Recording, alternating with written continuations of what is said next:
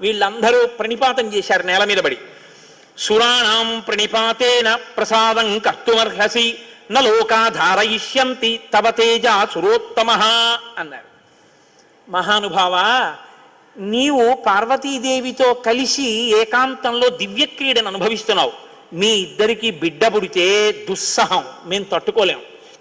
అందుకని నీ తేజస్సుని నీ తేజస్సులోకి అణిచేసేయి, ఆమె తేజస్సుని ఆమె తేజస్సులో అణిచివేయమను.